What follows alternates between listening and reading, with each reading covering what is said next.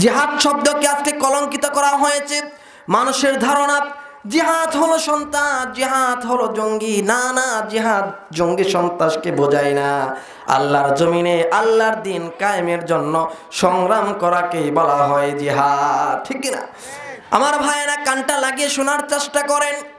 এই পৃথিবীতে আমি আপনি কয়দিন থাকবো? দুনিয়ার জমিন থেকে আমাকে আপনাকে একদিন বিদায় নিয়ে চলে যেতে হবে। এই দুনিয়াটা হলো বাসা, যেরকম ভাড়া নিয়ে মানুষ থাকে, ভাড়াটিয়া বাসার মতো, মালিক ইচ্ছা করলে সেই বাসা থেকে বের করে দিতে পারে। আমি আপনিও একদিন দুনিয়া থেকে বিদায় হয়ে যাব। আমাদের বাপ দাদার বাড়ি ছিল কোথায়? জান্নাতে। আদম আলাইহিসসালাম আমাদের বাবা, তিনি ছিলেন জান্নাতে। হাওয়া আলাইহিসসালাম তিনি ছিলেন আমাদের মা, তিনিও ছিলেন জান্নাতে। তারা কি করেছিল? শয়তানের ওয়াসওয়াসায় পড়েছিল। আল্লাহ রাব্বুল আলামিনের একটা নির্দেশ ছিল, তাদেরকে দুনিয়ার জমিনের মধ্যে পাঠিয়ে দিয়েছিলেন, কিন্তু তাদের বাড়িটা ছিল জান্নাতে। শয়তান তাদেরকে ওয়াসওয়াসা দিয়েছিল, ঠিক কি না? মানুষকে এরকম ভাবে শয়তান ওয়াসওয়াসা দেয়। কিভাবে শয়তান ওয়াসওয়াসা দেয়?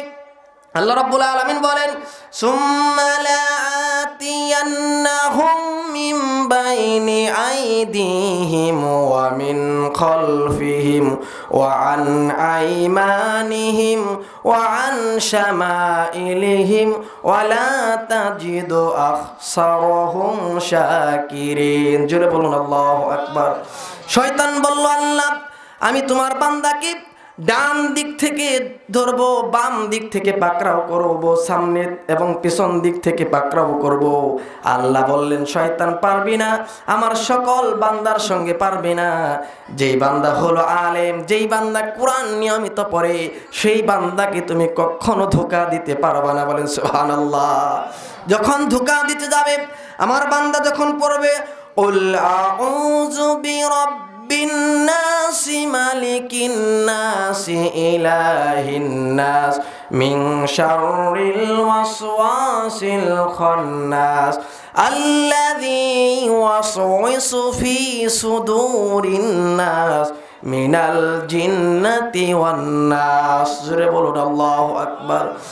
আমার বান্দা যখন এই সূরাটা তেলাওয়াত করবে, আর আমার বান্দাকে তুমি ধোঁকা দিতে পারবা না। লাকাল ইনসানা ওয়া কাররামা ওয়া আল্লামাহু মিনাল বায়ানি মা লাম ইয়ালাম ফাসুবহানাল্লাযী লা ইহসা ইমতিনানুহু বিল লিসানি ওয়ালা বিল কলম।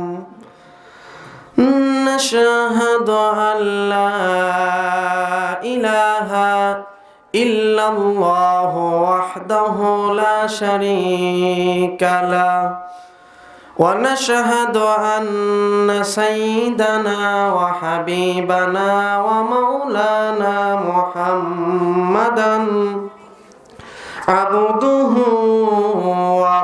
ورسوله الذي أرسله بالحق بشيرا ونذيرا وداعيا إلى الله بإذنه وسراجا وقمرا منيرا فقد قال الله تعالى في كلامه المجيد وفرقانihil হামিদ। সকলে জবান ছেড়ে পড়ে আউযু বিল্লাহি মিনাশ শাইতানির রাজিম।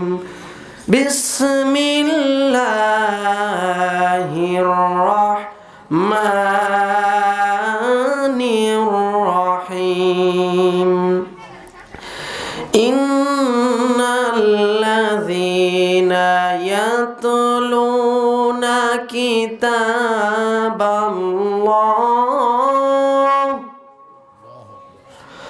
ওয়া আকামুস সালাতা ওয়া আনফাকু মিম্মা রাযাকনাহুম সিররাও ওয়া আলানিয়া سرا وعلانية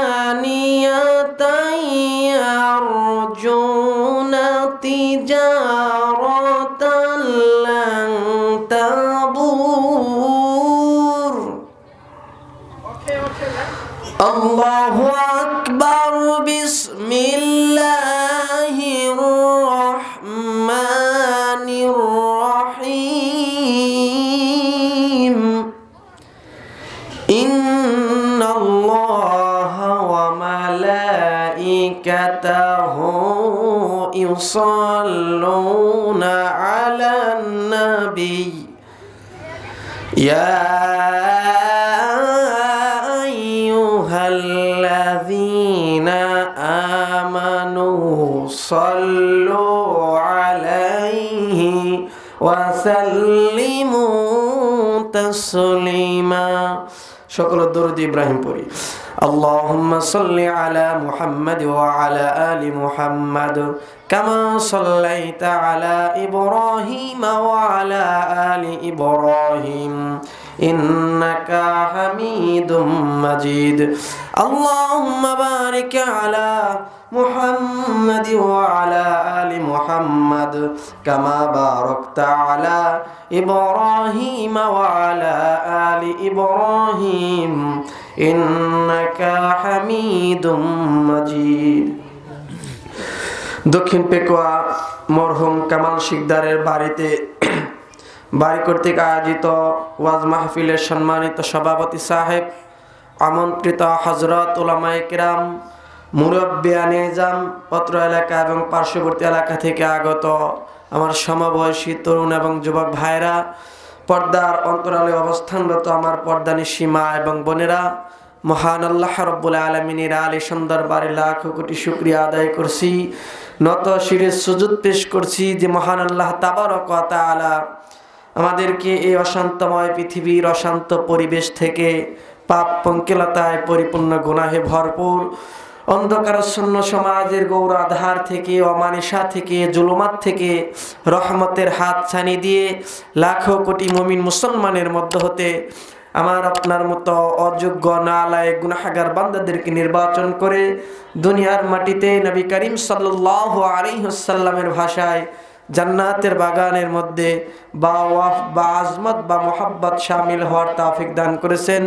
এজন্য আপনারা খুশি না বেজার? কম না বেশি? তাহলে হৃদয়ের সবটুকুন ভালোবাসা উজাড় করে দিয়ে সেই মহান মনিবের শেখানো কণ্ঠে শুকর গুজার করেছি, সকলে জবান ছেড়ে দিয়ে একযোগে পড়ছি আলহামদুলিল্লাহ। সম্মানিত হাজিরিন, আলোচনার সূচনায় মহাগ্রন্থ কুরআনুল কারীমের ৩৫ নম্বর সূরা ফাতির থেকে একটি আয়াত ২৯ নম্বর আয়াত তিলাওয়াত করেছি। এই আয়াতকে সামনে রেখে আমি কিছু কথা বলার চেষ্টা করব।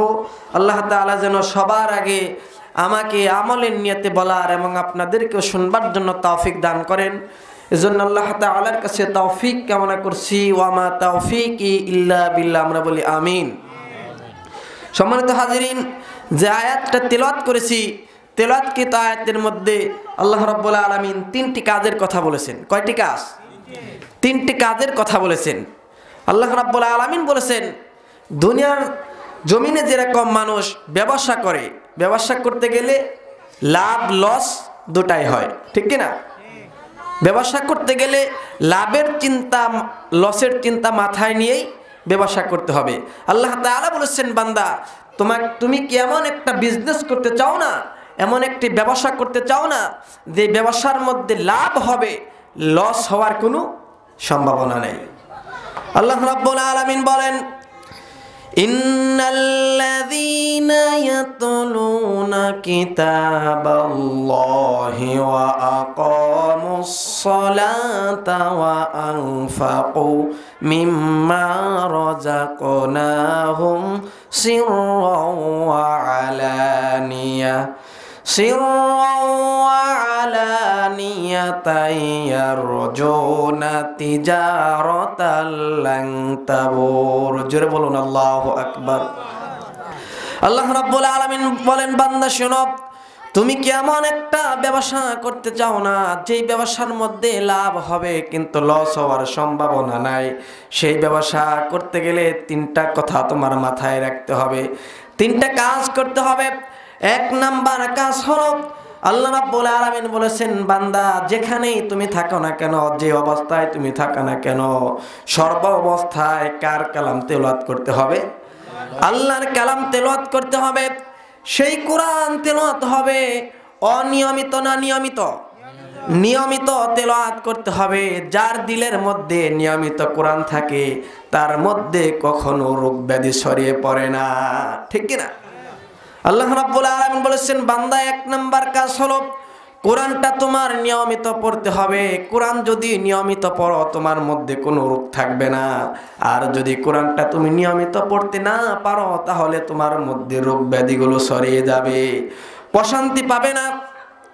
আরেকটা আয়াতের মধ্যে আল্লাহ তাআলা বলেছেন, ওয়ামান আরাদা আন যিকরি ফাইন্না লাহু মাঈশাতান দনকা ওয়া নাহশুরুহু ইয়াওমাল কিয়ামাতি আ'মা ক্বালা রাব্বি লিমা হাশারতানি আ'মা ওয়া ক্বাদ কুনতু বাসীরা قال كذلك أتتك آياتنا فنسيتها وكذلك اليوم تنسى।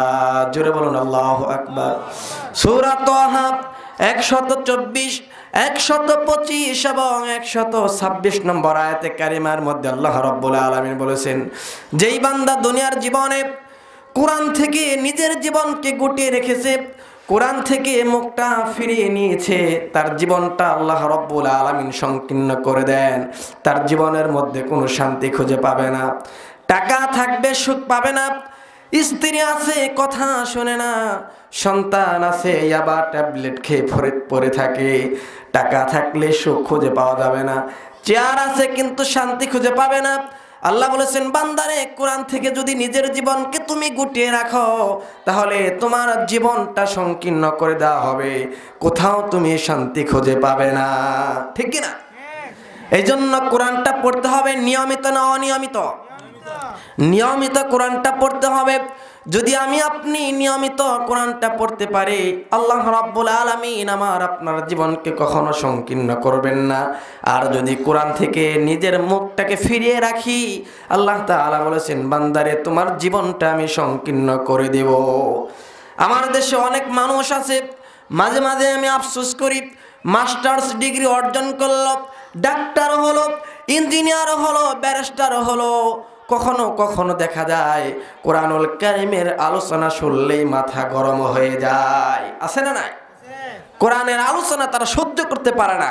কিছুদিন আগে দেখতে পেলাম একজন লোক খুব লাফালাফি করলো, শেষ পর্যন্ত এয়ারপোর্টের মধ্যেও তার জায়গা হলো না। গভর্নমেন্টকে ধন্যবাদ জানাই সঠিক পদক্ষেপ গ্রহণ করার জন্য। আপনি পাপ করবেন, পাপ কিন্তু বাপে কো ছাড় দেয় না, ঠিক কি না? বালামান কাসাবা সাইয়্যাতা ওয়া হাতাত বিহি খতিয়াতুহু। পাপ করবা, পাপ তোমাকে পাকড়াও করে ধরবে। গুনাহ করবা, গুনাহ তোমাকে পাকড়াও করে ধরবে। আমার ভাইয়েরা, ইসলাম কি কোনো ব্যক্তির নাকি আল্লাহ তাআলার? আল্লাহ তাআলার। ইসলাম কোনো ব্যক্তির নয়। কোথায় ইসলাম থাকবে, কোথায় ইসলাম থাকবে না, এটা তুমি বলার কি, ঠিক কি না?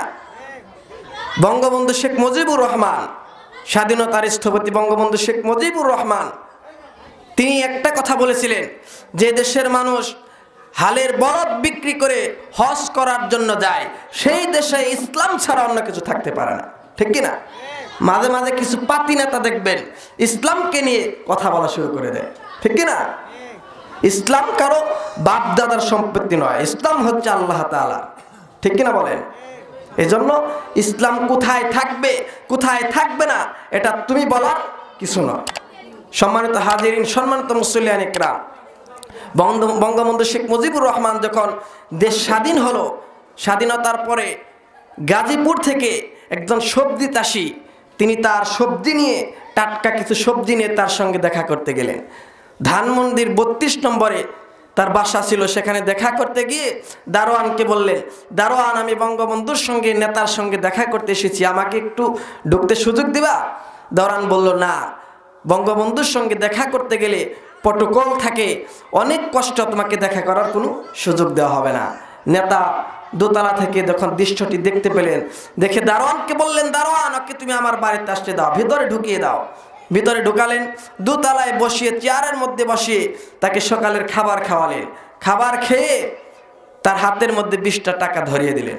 তিনি বললেন, খবরদার, কখনো আমি আপনার কাছ থেকে 20টা টাকা নিতে চাই না, কারণ আমি তো আপনার কাছে সবজি বিক্রি করার জন্য আসি নাই, আপনাকে মহব্বত করি, আপনাকে ভালোবাসি, এজন্য আপনাকে আমি সবজি দেওয়ার জন্য এসেছি।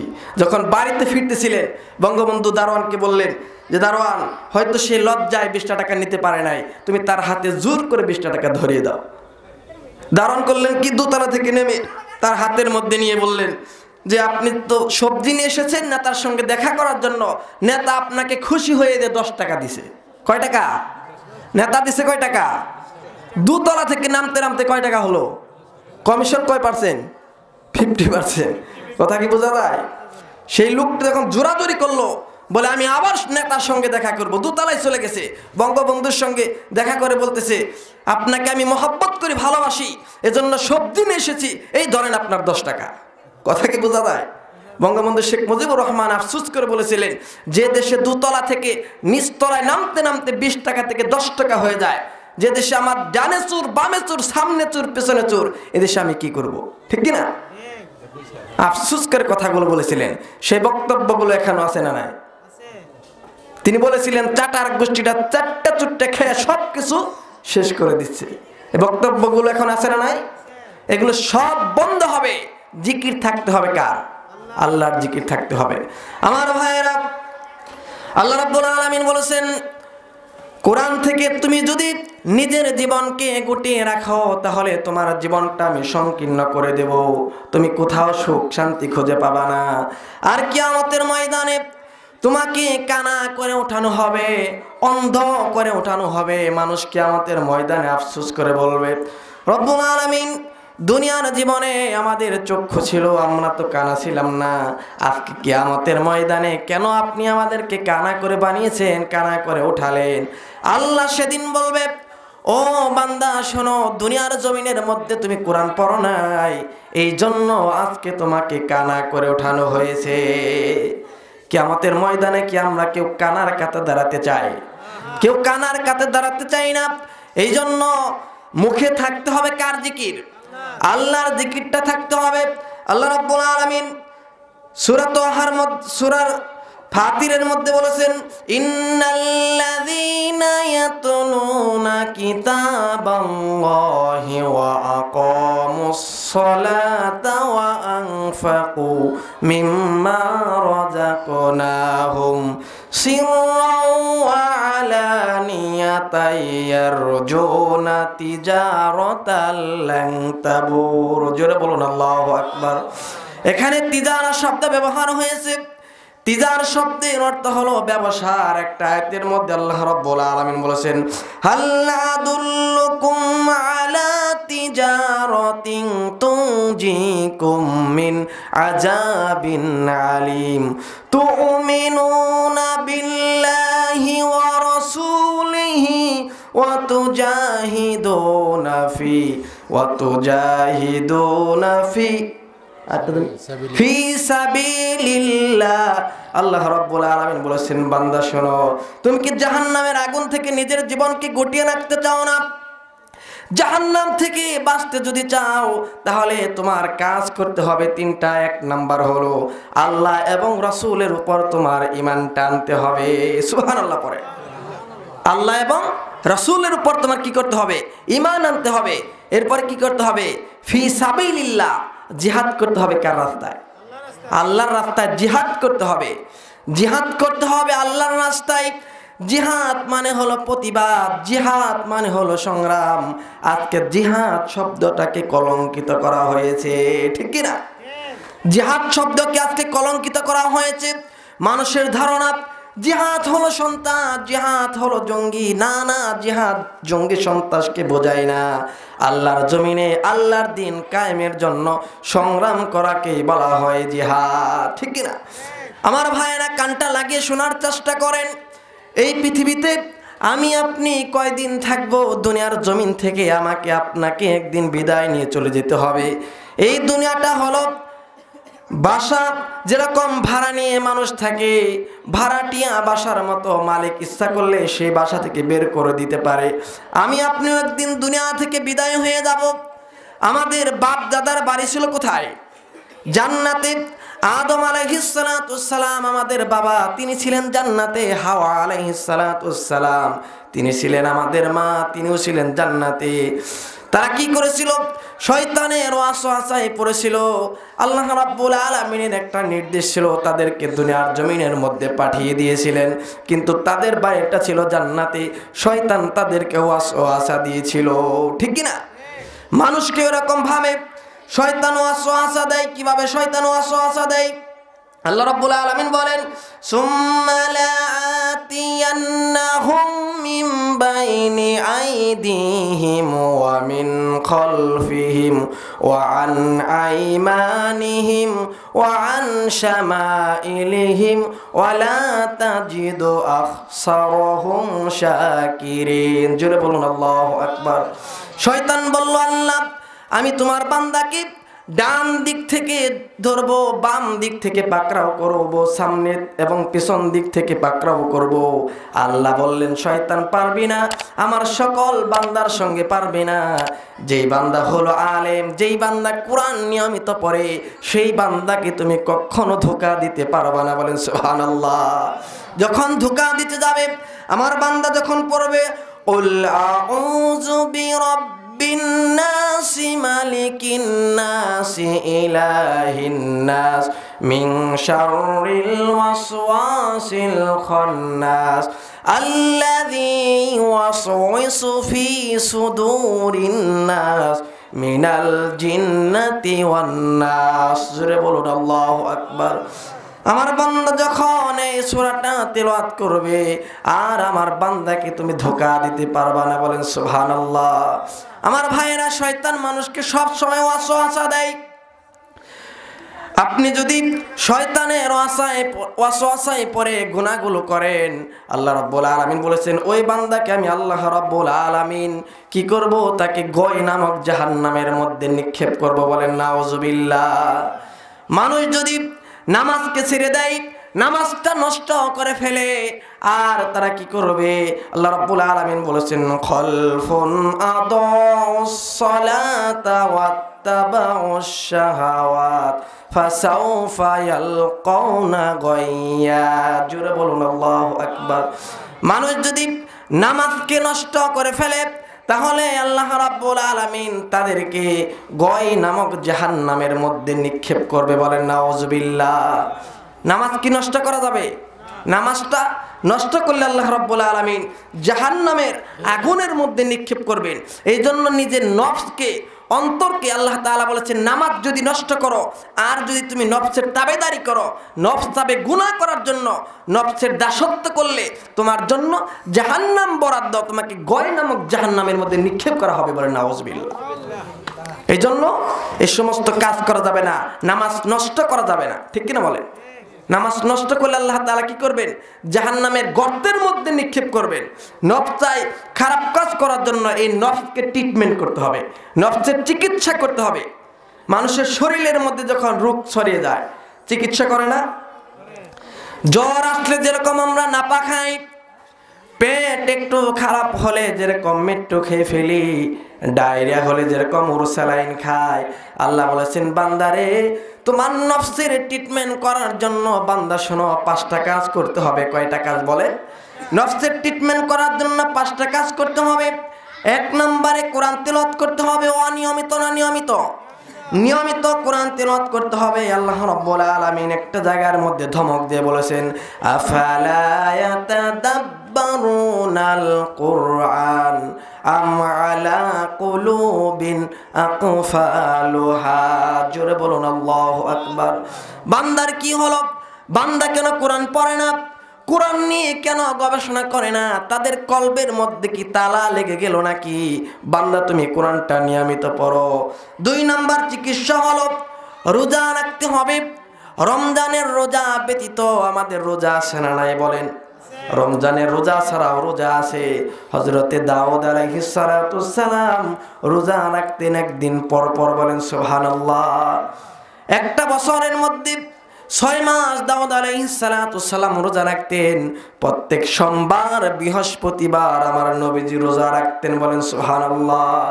এই রোজাগুলো রাখতে হবে। এই রোজাগুলো যদি রাখতে পারি তাহলে কলবের ট্রিটমেন্ট হয়ে যাবে, কলবের নফসের মধ্যে ট্রিটমেন্ট হয়ে যাবে। 3 নাম্বার কাজ হলো তাহাজ্জুদ পড়তে হবে, কিয়ামুল লাইল করতে হবে। তাহাজ্জুদের নামাজটা আমাদের নিয়মিত পড়ার অভ্যাস করতে হবে। তাহাজ্জুদের নামাজটা আমরা নিয়মিত পড়ব। ফজরের নামাজ না পড়লে চলবে নাকি? ফজরের নামাজ না পড়লে চলবে? আপনি 1000 বছর তাহাজ্জুদের নামাজ পড়বেন নিয়মিত, সেই তাহাজ্জুদের নামাজ এক পাশে রাখবেন, আর এক ওয়াক্ত ফজরের নামাজ এক পাশে রাখবেন। ফজরের নামাজের সম্মান মর্যাদা দাম আল্লাহ তাআলার কাছে বেশি, ঠিক কি না? নামাজ ছাড়া যাবে? নামাজ নষ্ট করলে আল্লাহ রাব্বুল আলামিন কি করবেন? জাহান্নামের আগুনের মধ্যে নিক্ষেপ করবেন, ঠিক কি না? নামাজ নষ্ট করা যাবে না। অনেক আমার দেশে নামাজি বেশি না বেনামাজি বেশি? নামাজি নেতা বেশি না বেনামাজি নেতা বেশি? বেনামাজি নেতা বেশি। তাহলে নামাজ কার হক? আল্লাহর হক। আল্লাহর হক যারা নষ্ট করে ওই সমস্ত নেতারা মানুষের হক নষ্ট করতে পারে, ঠিক কি না? চরিত্রের সবচাইতে বড় সনদ হচ্ছে নামাজ। ইউনিয়ন পরিষদ থেকে দেখবেন চারিত্রিক সনদ দেওয়া হয়। সেই সনদের মধ্যে যদি একটা কোট খালি রাখা হতো, সেই জায়গায় যদি লেখা হতো যে 5 ওয়াক্ত নামাজ যে নিয়মিত পড়বে তাকে চারিত্রিক সনদ দেওয়া হলো, তাহলে প্রত্যেকটা মানুষ 5 ওয়াক্ত নামাজ পড়তো, ঠিক কি না? 5 ওয়াক্ত নামাজটা আমাদের নিয়মিত আদায় করতে হবে। নামাজ ছাড়লে জান্নাত না জাহান্নাম? জাহান্নাম। এজন্য নামাজ ছাড়া যাবে না। অনেকে আমরা ইমানদার দাবি করি, সমাজের মধ্যে যাকাত চালু বেশি নাকি সুদ বেশি? সুদ বেশি। অথচ সুদের 70টি কবিরা গুনাহের স্তর রয়েছে, তার মধ্যে সর্বনিম্ন মানের স্তর হচ্ছে নিজের মায়ের সঙ্গে জেনা করা। নাউজুবিল্লাহ পড়ে। তাহলে সুদ খাওয়া যাবে? সুদ খাওয়া যাবে না। সুদের কারণে আজকে মানুষের লেনদেনও ঠিক নাই, ঠিক কি না? মানুষ যখন ব্যাংক থেকে ঋণ করে, লক্ষ লক্ষ কোটি কোটি টাকা ঋণ করতেছে, ঋণ করার সময় মাথার মধ্যে একটা চিন্তা ঢুকিয়ে ফেলে যে 100 কোটি টাকা আমি ঋণ করলাম, মৃত্যুর আগে ঋণ আমি পরিশোধ করব না, ঠিক কি না? মানুষ ধার করে টাকা, ঋণ করে, পাওনাদার তার পিছনে ঘুরতে ঘুরতে বলে, ভাই তুমি যে বললা 1 মাস পরেই আমার টাকা দিয়ে দিবা, তুমি তো আমার টাকা দিচ্ছ না। ধমক দিয়ে বলে, তুমি আমার কাছে লোক সমাজের মধ্যে টাকা চাও, আমার কি মান সম্মান নাই? রাগ করে বলে, তোমার কাছ থেকে আমি টাকা নিবই না, তোমার টাকা আমি কিয়ামতের ময়দানে আদায় করব। যেই লোক ঋণ করেছে মুচকি হাসি মেরে বলে, যাক তাও তো লম্বা একটা ডিট পেলাম, ঠিক কিনা? এটা কি ইমানদারের পরিচয়? এটা ইমানদারের পরিচয় হবে না। সবচাইতে শ্রেষ্ঠ মরণ হচ্ছে শাহাদাতের মৃত্যু। সুবহানাল্লাহ পড়ে। আমার ভাইয়েরা, কিয়ামতের ময়দানে শহীদদের কোনো হিসাব নেওয়া হবে না। যারা দিন কায়েমের রাস্তায় সংগ্রাম করতে গিয়ে দুনিয়ার জমিন থেকে বিদায় হয়ে যায়, তাদের কোনো হিসাব নেওয়া হবে না। এই মরণটা আল্লাহ তাআলার কাছে সর্বশ্রেষ্ঠ মৃত্যু। বলেন সুবহানাল্লাহ। এই শহীদ ব্যক্তি যদি দুনিয়ার জমিনের মধ্যে ঋণ রেখে দুনিয়ার জমিন থেকে বিদায় হয়ে যায়, কিয়ামতের ময়দানে সেই শহীদকেও আল্লাহ তাআলার কাঠগড়ায় দাঁড় হতে হবে, ঠিক কিনা? এই জন্য ঋণ করা যাবে না। ঋণ মুক্ত হয়ে দুনিয়ার জমিন থেকে বিদায় হতে হবে। আর যদি ঋণ রেখে দুনিয়ার জমিন থেকে বিদায় হয়ে যান, আল্লাহ রাব্বুল আলামিনের জাহান্নাম আপনার জন্য অবধারিত, ঠিক কিনা? আমার ভাইয়েরা, বলতেছিলাম তিলাওয়াতকৃত আয়াতের মধ্যে 3টি কাজ। কয়টি কাজ? 1 নম্বরে কোরআন পড়ব নিয়মিত না অনিয়মিত? নিয়মিত কোরআন পড়তে হবে। 2 নম্বর কাজ হলো নামাজ কায়েমের সংগ্রাম করতে হবে। আমার দেশে নামাজ আদায় করে মানুষ, কিন্তু নামাজ কায়েম করতে চায় না, ঠিক কি না? নামাজ আদায় এক জিনিস, কায়েম কিন্তু আরেক জিনিস। নবীজি যখন নামাজ আদায় করতেন কোনো বাধা ছিল না। আবু জাহেল বলল, মুহাম্মদ তোমার ধর্মও থাকুক আমার ধর্মও থাকুক, তুমি আমার লাত মানাত উজ্জার বিরুদ্ধে কোনো কথা বলবে না। তোমার ধর্মও থাকুক আমার ধর্মও থাকুক। নবীজি বলেছিলেন, চাচা এ জাতীয় অফার আমি গ্রহণ করতে চাই না। মুহাম্মদকে বলা হয়েছিল, মুহাম্মদ তুমি কি নারী চাও, তুমি কি চেয়ার চাও, সব দিতে পারি। নবীজি বলেছিলেন, চাচা আকাশের সূর্যকে আমার ডান হাতে রাখবেন, চন্দ্রকে বাম হাতে রাখবেন, এরপরেও আমি ইসলাম ছাড়তে চাই না। সুবহানাল্লাহ পড়ে। যখন কোনোভাবেই সম্ভব হলো না নবীজির বিরুদ্ধে প্রপাগান্ডা সরিয়ে দেওয়া হলো, নাগরিকত্ব বাতিল করে দেওয়া হলো। আমার নবীজি হিজরতের পথ বেছে নিয়েছিলেন। সাহাবায়ে কেরামদেরকে ধরে ধরে মুরগির রানের মতো দু টুকরো করে শহীদ করে দেওয়া হচ্ছে। আমার নবীজি দৃশ্যগুলো দেখতেছিলেন, চোখ দিয়ে পানিগুলো গড়িয়ে গড়িয়ে পড়ে। নবীজি কোনো কথা বলতে পারেন না, কারণ তার হাতের মধ্যে পাওয়ার নাই, তার হাতের মধ্যে কোনো প্রশাসন নাই। কি করলেন একজন সাহাবী, ইতিহাস সকলেরই জানা, কালো একজন সাহাবী, নাম ছিল হযরতে বেলাল রাদিয়াল্লাহু তাআলা আনহু। এত কালো ছিল সেই সাহাবী হযরতে বেলালের মুনিবকে বলা হলো। আবু জাহেল বলল, ও উমাইয়া, তোমার গোলাম বেলাল সে তো ইসলাম ধর্ম গ্রহণ করেছে। উমাইয়া বলল, ভাতিজারে তুমি নাকি ইসলাম কবুল করে নিয়েছ? ভাতিজা বলল, চাচা সন্দেহ করে কেন? লা ইলাহা ইল্লাল্লাহু মুহাম্মাদুর রাসূলুল্লাহ সাল্লাল্লাহু আলাইহি ওয়াসাল্লাম কালেমা যখন পড়লেন, চাচা ক্ষিপ্ত হয়ে গেলেন, রেগে গিয়ে খেপে গিয়ে বললেন, ও বেলাল, তুমি ইসলাম ধর্ম গ্রহণ করে নিয়েছ, তুমি কি জানো তোমার মরণটা কিন্তু আমার হাতে হয়ে যাবে? হযরতে বেলাল বললেন, চাচা আমার মরণ আপনার হাতে হোক, আমি একটু ভয় পাই না। যে ইসলাম আমি কবুল করে নিয়েছি সেই ইসলামের বাণী আমি কখনো ছাড়তে পারবো না। সুবহানাল্লাহ পড়ে। হযরতে বেলালকে উত্তপ্ত বালিকণার মধ্যে শুয়ে বুকের উপর পাথর চাপা দেওয়া হচ্ছিল, রশি দিয়ে বেঁধে বেঁধে তাকে টেনে হিঁচড়ে নিয়ে যাওয়া হচ্ছিল।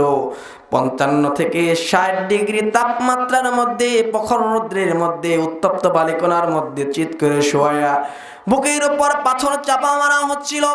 হযরতে বেলাল একবার হুঁশ আর একবার বেহুশ, কিন্তু একটা বারের জন্য তার মুখ থেকে বের হয়ে যায় নাই।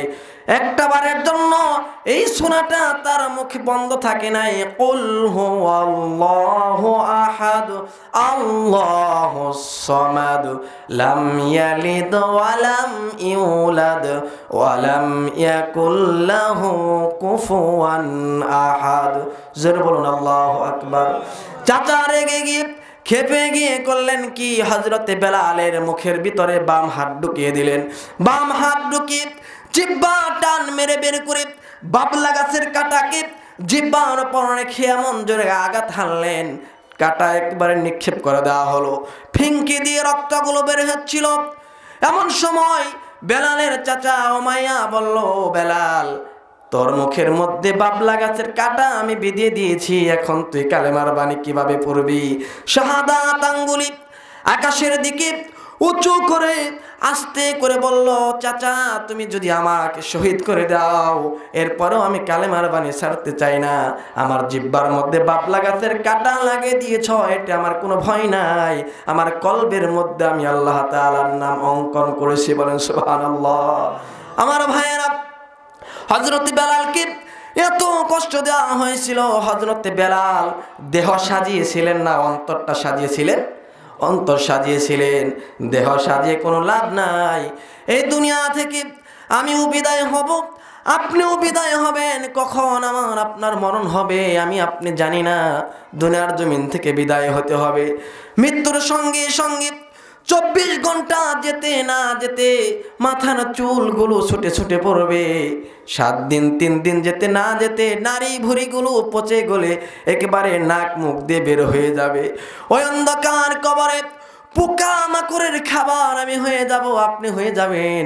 এই জন্য দেহ সাজাতে হবে না, অন্তর সাজাতে হবে, কলবটা সাজাতে হবে, কোরআন দিয়ে সাজাতে হবে। হযরতে বেলালকে এত কষ্ট দেওয়া হচ্ছিল। আমার নবীজি সাহাবায়ে কেরামদেরকে ডাকলেন, ও সাহাবীরা শোনো, হযরতে আবু বকরকে খবর দাও। আবু বকরকে ডাকা হলো। হযরতে আবু বকর আসলেন। নবীজি বললেন, আবু বকর, তোমার তো সম্পত্তির কোনো অভাব নাই। দেখো আমার সেই বেলালকে মনে হয় উমাইয়া দুনিয়া থেকে বিদায় করে দিয়েছে। যাও একটু দেখতে পাও কিনা, কোনোভাবে তাকে মুক্ত করে আনতে পারো কিনা। তুমি কোনো কিছু দিয়ে তাকে একটু তুমি মুক্ত করে এনে দাও। তাকে মুক্ত করে আনবেন কিভাবে? চলে গেলেন। যাওয়ার পরে উমাইয়ার মুখের মধ্যে ধন সম্পত্তিগুলো নিক্ষিপ্ত করা হলো। সেখান থেকে বেলালকে নিয়ে আসা হলো। হযরতে বেলালকে আমার নবীজি হযরতে আবু বকরের মাধ্যমে মুক্ত করে আনলেন। আর আবু বকরকে নবীজি বললেন, ও আবু বকর, তুমি শুনে নাও, তোমার হাতে আল্লাহ রাব্বুল আলামিন জান্নাতের চাবি দিয়ে দিবেন। বলেন সুবহানাল্লাহ। আমার ভাইয়েরা লক্ষ্য করে কথাগুলো শোনার চেষ্টা করেন। নবীজি বাইতুল্লাহ শরীফের সামনে দাঁড়ালেন, দেখলেন কাবা ঘরের মধ্যে তালা ঝোলানো, চাবিওয়ালাকে খুঁজলেন, ওসমান বিন তলহাকে খুঁজে পেয়ে গেলেন। বললেন, উসমান বিন তলহা রে, আমার মন চাচ্ছে কাবা ঘরে ঢুকবো, আমি মন ভরে আল্লাহ তাআলাকে সিজদা দিব, তুমি আমার হাতে কাবা ঘরের চাবি তুলে দাও। উসমান বিন তলহা রেগে গিয়ে খেপে গিয়ে নবীজিকে ঘাড় ধাক্কা মেরে জমিনের মধ্যে ফেলে দিলেন। নবীজি আমার মুখ থুবড়ে জমিনের মধ্যে পড়ে রইলেন। কিছুক্ষণ পর নবীজি আবার উঠে দাঁড়ানোর চেষ্টা করলেন, মুস্কি হাসি মারলেন আর বললেন, উসমান বিন তলহা রে, ও উসমান বিন তলহা, আজকে হাতের মধ্যে ক্ষমতা থাকার কারণে ঘাড় ধাক্কা দিয়ে ফেলে দিয়েছ। যে কাবা ঘরের চাবি আজকে তোমার হাতে শোভা পাচ্ছে, সেই কাবা ঘরের চাবি কিন্তু আল্লাহ তাআলা একদিন আমার হাতে তুলে দিবেন। জোরে বলি সুবহানাল্লাহ। আমার নবীজি করলেন কি, নাগরিকত্ব বাতিল করে দেওয়া হলো, মক্কায় থাকতে পারলেন না, মদিনার দিকে রওনা হবেন। আমার নবীজি যখন মদিনার দিকে রওনা হবেন, নবীজি মদিনায় গিয়েছিলেন কেন? পিকনিক খাওয়ার জন্য নাকি? দিনের বেলায় না রাতের বেলায়? বলেন। রাতের বেলায় নবীজি মক্কা থেকে মদিনায় চলে গিয়েছেন। যাওয়ার আগে হযরতে আলীকে বললেন, আলী রে, আমি মদিনায় চলে যাচ্ছি, কাফের বেঈমানেরা আমার হাতে আমানত রেখেছে, এই আমানতগুলো গচ্ছিত রেখেছে, হিজরত করার সঙ্গে সঙ্গে সে আমানতগুলো তুমি মক্কার কাফের বেঈমানদের বুঝিয়ে দিবে। সুবহানাল্লাহ। আমার নবীজি আবু বকরকে সঙ্গে নিয়ে মদিনার দিকে যাবেন। আবু বকর বললেন, নবীজি মদিনায় এখন যাওয়া যাবে না, কারণ পরিস্থিতি ভালো নয়, আমাদের একটু আড়ালে থাকতে হবে, আউটসাইডে থাকতে হবে। মক্কা থেকে মদিনা হলো উত্তর দিকে, জাবালে সৌরের দিকে রওনা হলেন, দক্ষিণ দিকে রওনা হলেন, সেখানে 3 দিন 3 রাত থাকলেন। যাওয়ার আগে হযরতে আবু বকর বললেন, নবীজি আপনি আমার কাঁধের উপর উঠেন, যানবাহনে চড়া যাবে না।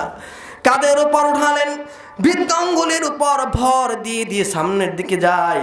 নবীজি বললেন, আবু বকর, কেন তুমি বৃদ্ধাঙ্গুলের উপর ভর মেরে ল্যাংড়ার মতো করে যাচ্ছ? আবু বকর বললেন, নবীজি এজন্য আমি ল্যাংড়ার মতো করে যাচ্ছি, কারণ একটাই, আবু জাহেলের মেধা কিন্তু কম নয়। আবু জাহেল যদি পদচিহ্ন দেখতে পায় তাহলে বুঝতে পারবে আমরা এখান দিয়ে গিয়েছি। জাবাল সৌরের ভিতর আশ্রয় নিলেন, যেখানে খাবার দাবার নাই, লাইট নাই, কোনো কিছু ছিল না। 3 দিন 3 রাত সেখানে অবস্থান করলেন। সেখান থেকে মদিনার দিকে ছুটলেন।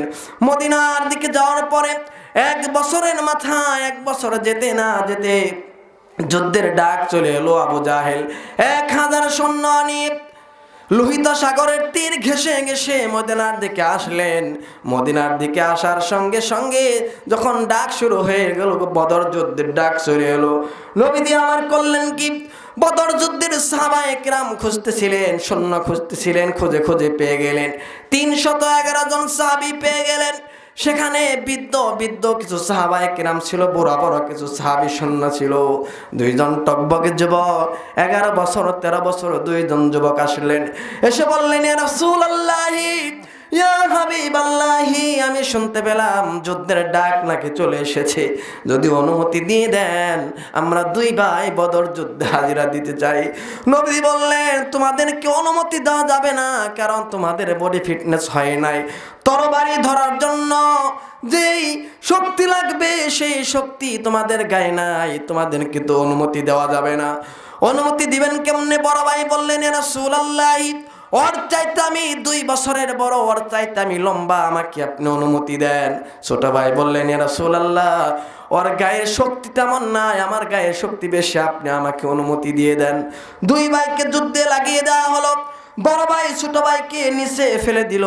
ছোট ভাই নিচ থেকে বড় ভাইয়ের কানের মধ্যে মুখ লাগিয়ে বললেন, বড় ভাই, একসঙ্গে খাবার খাই, একসঙ্গে ঘুমাই, একসঙ্গে আমরা খেলাধুলা করি, আজকে আমাকে রেখে যুদ্ধের ময়দানে যাবা, এটা আমি কোনোভাবে সহ্য করতে পারবো না। নবীজি আমার কথাগুলো শুনলেন, মুস্কি হাসি মারলেন আর আল্লাহ তাআলার কাছে বললেন, রব্বুল আলামিন, এদের গায়ে শক্তি নাই কিন্তু ইমানে শক্তি আছে দ্বিগুণ দ্বিগুণ। বলেন সুবহানাল্লাহ। দুই ভাইকে অনুমতি দেওয়া হলো বদর যুদ্ধে প্রথম কাতারের মধ্যে দাঁড়ানো। একজন সাহাবীকে বললেন, ও আল্লাহর নবীর সাহাবী চাচা, একটা বারের জন্য দেখিয়ে দাও আবু জাহেলকে। আবু জাহেলকে দেখিয়ে দেওয়া হলো। ওই যে ঘোড়ার উপর বসে আছে ওইটার নাম হলো আবু জাহেল। দেখিয়ে দিতে দেরি হলো, বাস পাখির মতো উড়ন্ত হয়ে আবু জাহেলের গ্রুপের মধ্যে ঢুকলেন। দুই ভাই দুই দিক থেকে টেকনিক করলেন, কৌশল করে দুই ভাই আল্লাহু আকবার একটা স্লোগান দিয়ে দুই পাশ থেকে দুই ভাই আঘাত হারলেন। কিতাবের মধ্যে এসেছে ওই যে আবু জাহেল ধরাশয় হয়ে জমিনের মধ্যে পড়ে রইল, আর কোনোদিন সোজা হয়ে দাঁড়াতে পারে নাই। বলেন সুবহানাল্লাহ। বড় ভাই আক্রান্তের শিকার হলেন, মাদের ডান হাত কাটা হলো, জ্বলন্ত ডান হাত তরবারি ছিটকে পড়ে রইল, চামড়ার সঙ্গে যখন ঝুলতে রইল, তরবারি বাম হাতের মধ্যে উঠিয়ে নিয়ে যুদ্ধ চালাচ্ছিলেন। বাম হাত কেটে নেওয়া হলো, ডান হাত যখন বাম পায়ের নিচে রেখে এমন জোরে টান মারলেন, ডান হাত ছিটকে পড়ে রইল। বাম হাত কাটা হলো, মস্তক ছিন্ন করা হলো, এতিমের মতো দাঁড়িয়ে রইলেন আর মানুষদেরকে দেখিয়ে দিলেন, ও দুনিয়ার মানুষ তোমরা দেখে নাও, ইমানটা আল্লাহর রাস্তায় এভাবে এনে জীবনটা আল্লাহর রাস্তায় এভাবে দিতে হয়। বলেন সুবহানাল্লাহ। আমার ভাইয়েরা, ইমানটা তাদের কত গভীর ছিল, আল্লাহ রাব্বুল আলামিনের রাস্তায় তারা ইমান এনেছে। আমার ভাইয়েরা, বলতেছিলাম 2 নাম্বার কাজ হলো আল্লাহ তাআলার নামাজটা কায়েমের সংগ্রাম আমাদের করতে হবে। নামাজ কায়েমের জন্য আমার নবীজি এত কষ্ট করলেন, এত কষ্ট নবীজির আমার করতে হলো। মক্কা থেকে মদিনায় আমার নবীজি গিয়েছিলেন। যখন যুদ্ধ শেষ হয়ে গেল, বদর যুদ্ধের পর উহুদ যুদ্ধ, খন্দক যুদ্ধ, হুনাইনের যুদ্ধ, কত যুদ্ধ নবীজি সব যুদ্ধের মধ্যে ৮৬ যুদ্ধ পরিচালনা করেছেন, ২৭টি যুদ্ধের সম্মুখ নেতৃত্ব দিয়েছেন। মক্কা থেকে যখন মদিনা থেকে যখন আবার মক্কার দিকে ব্যাক করবেন, কাফের বেঈমানেরা ভয়ে পালিয়ে পালিয়ে দূরে চলে যাচ্ছে। আবু জাহেলের ছেলে ইকরামা তিনিও ভয় পেয়ে তিহামা অঞ্চলের দিকে চলে গেলেন। নবীজি আমার মক্কায় ঢোকার আগেই ঘোষণা করলেন, ও মক্কার কাফের বেঈমানেরা, তোমরা আমার নাগরিকত্ব বাতিল করে দিয়েছিলা, আজকে মক্কায় ঢুকতেছি তোমাদের প্রতিশোধ নেওয়ার জন্য নয়, তোমাদের সকলকে আমি ক্ষমা করে দিলাম। বলেন সুবহানাল্লাহ। নবীজি অর্ডার করেছিলেন 5 জনকে মাফ করা হবে না, 5 জনের বিরুদ্ধে হত্যার এলান জারি হয়ে গেল। তার মধ্যে একজনের নাম ছিল ওহাসি। ওহাসি বললেন নবীজির কাছে এসে বললেন, ইয়া রাসূলুল্লাহ, আমি কালেমা গ্রহণ করতে চাই। নবীজি বললেন, ও ওহাসি রে, তোমাকে আমি প্রতিশোধ নিতে চাই না, তোমাকেও আমি মাফ করে দিলাম। বলেন সুবহানাল্লাহ।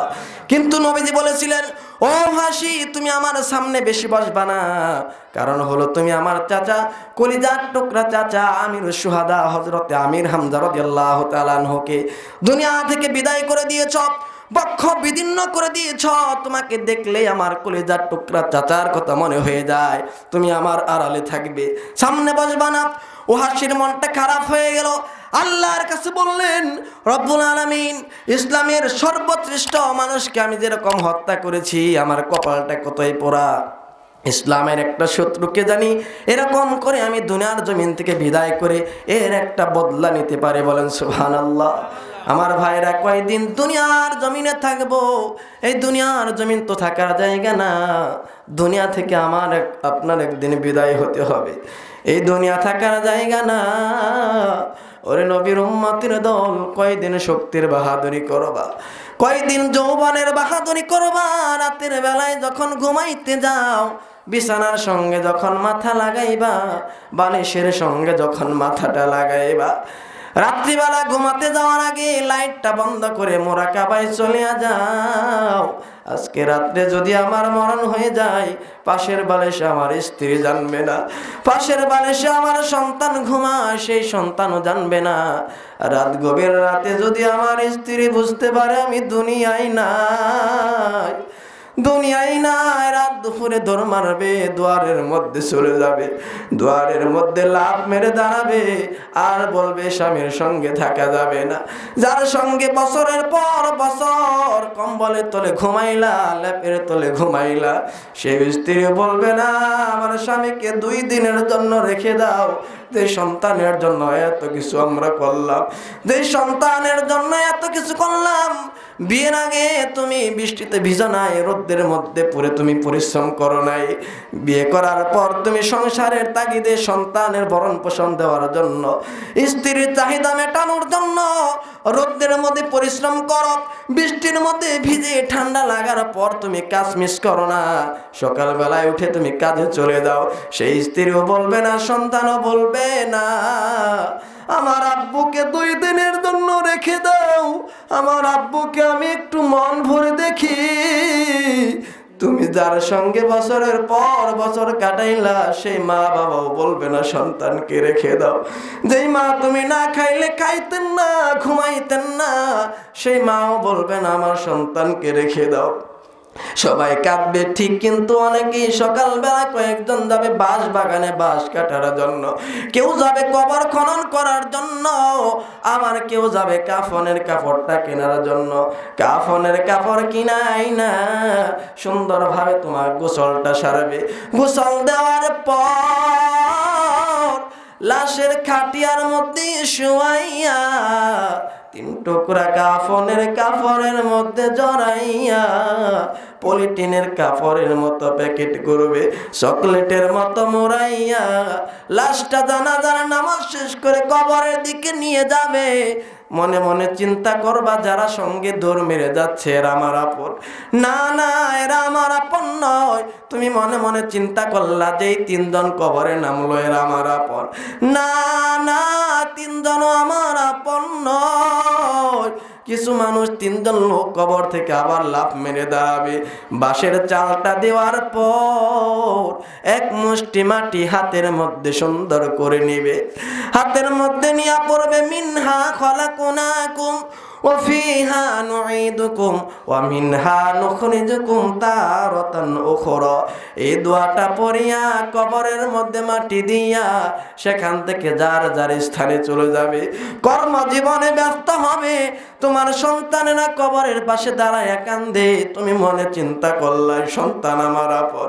কিছুক্ষণ পর সেই সন্তানও চলে যাবে, সেই সন্তানও তোমার পাশে থাকবে না। ফেরেশতা চলে আসবে, মুনকার নাকির ফেরেশতা তোমার কাছে এসে প্রশ্ন করবে, মান রব্বুকা, তোমার রবকে, ওয়ামান দিনুকা, তোমার দিন কি, ওয়ামান নবিয়ুকা, তোমার নবীকে। 3টা প্রশ্নের জবাব যদি না দিতে পারো, 2 পাশের কবরের এমন চাপের জুটে পাথরের হাড়গুলো চুরমার হয়ে যাবে। পালানোর মতো কোনো জায়গা নাই রে বনি আদম, পালানোর মতো কোনো জায়গা নাই। ওই কবরে কত মানুষ দাফন করলাম, কেউ দুনিয়ার জমিন থেকে কবর থেকে দুনিয়ায় আসলো না। আমিও একদিন চিরদিনের জন্য বিদায় নিয়ে যাব, ওই কবর থেকে আমিও আসবো না। ওরে নবীর উম্মতের দল, এই চিন্তা যখন আসবে, ঘুম ভেঙে যাওয়ার পর 2 রাকাত নামাজ পড়ো, তাহাজ্জুদের নামাজ পড়ো, আল্লাহর কাছে বলো, আল্লাহ জীবনে কত গুনাহ করলাম, সুদ খাইলাম, ঘুষ খাইলাম, জেনা করলাম, বদমাশি করলাম, আল্লাহ তুমি আমাকে মাফ করে দাও। আল্লাহর কাছে যদি তওবার মতো তওবা করতে পারো, আল্লাহ রাব্বুল আলামিন অবশ্যই তোমাকে মাফ করে দিবে। ওরে নবীর উম্মতের দল, শক্তির বাহাদুরি বেশি দিন করিও না, যৌবনের বাহাদুরি বেশি দিন করিও না। এই দুনিয়া থাকার জায়গা না। কত টাকাওয়ালা, কত পয়সাওয়ালা ধনী দেখলাম, কেউ দুনিয়ার জমিনের মধ্যে চিরকাল থাকে না। অন্ধকার কবরে যেতে হবেই হবে, অন্ধকার কবরে থাকা যাবে না। আমাকে আপনাকে অবশ্যই বিদায় নিতে হবে। ওই অন্ধকার কবর তো পোকামাকড়ের জায়গা। অন্ধকার কবরে যাওয়ার জন্য 1 নম্বরে ঈমান এবং আমলটা মজবুত করতে হবে। আমার ভাইরা, ঈমান আমল যদি মজবুত হয়ে যায়, তাহলে আল্লাহ তাআলার জান্নাত আমরা পেতে পারবো। আর যদি ঈমান আমলটা মজবুত হয়ে না যায়, তাহলে আমার আপনার জন্য আল্লাহ জাহান্নাম রেডি করে রেখেছেন। সম্মানিত হাজিরিন, শেষ করে দিব হুজুর, আসেন শেষ করে যেখান থেকে কথা বলতেছিলাম, সূরা ফাতিরের মধ্যে আল্লাহ তাআলা কয়টি কাজের কথা বলেছেন? 3টি। 1 নম্বরে কি করতে হবে? কোরআনটা নিয়মিত পড়তে হবে। 2 নম্বরে কি করতে হবে? নামাজ কায়েমের সংগ্রাম করতে হবে। 3 নম্বরে সচ্ছল অসচ্ছল উভয় অবস্থায় দান খয়রাত করতে হবে। এই 3টা কাজ করতে হবে। 2 মিনিটের মধ্যে আলোচনা শেষ করে দেব। আর আমাদের প্রয়োজনীয় 12টি কাজ করতে হবে। কয়টি কাজ? 12টি কাজ। পয়েন্টগুলো মনে রাখবেন। 1 নম্বরে মানুষকে ক্ষমা করে দেব। কি করব? ক্ষমা করে দেব। 2 নম্বরে ঋণ মুক্ত হতে হবে। 3 নম্বরে বদ অভ্যাস ছেড়ে দিতে হবে। বিড়ি খাওয়া তো মনে হয় ভালো একটা অভ্যাস নাকি? বিড়ি খাওয়া ভালো অভ্যাস? ধূমপান নেশা জাতীয় দ্রব্য সেবন করা থেকে দূরে থাকতে হবে। 4 নম্বর তওবা, ঈমানটা নষ্ট করা যাবে না। 5 নম্বর ওয়াদা ভঙ্গ করা যাবে না। 6 নম্বরে কি করতে হবে? তওবা করতে হবে। 7 নম্বরে জিকির করতে হবে। 8 নম্বরে পরনিন্দা ছেড়ে দিতে হবে। 9 নম্বরে মিথ্যা থেকে নিজের জীবন গুটিয়ে রাখতে হবে। 10 নম্বর হচ্ছে পরিবারকে সময় দিতে হবে। 11 নম্বর নিকট আত্মীয়দের সঙ্গে যোগাযোগ রাখতে হবে। আর 12 নম্বর হচ্ছে কোরআন, সিরাত এই সমস্ত বই মানুষকে উপহার দিতে হবে। সম্মানিত হাজিরিন, এতক্ষণ পর্যন্ত যে কথাগুলো বলেছি সূরা ফাতির থেকে আল্লাহ রাব্বুল আলামিন যেন এই কথার উপরে সবার আগে আমাকে, আমার ভাইদেরকে, আমার মা বোনদেরকে আমল করার তৌফিক দান করেন। আমরা পড়ি আমিন। ওয়া আখিরি দাওয়ানা আনিল হামদুলিল্লাহি রাব্বিল আলামিন। আসসালামু আলাইকুম ওয়া রাহমাতুল্লাহি ওয়া বারাকাতুহু।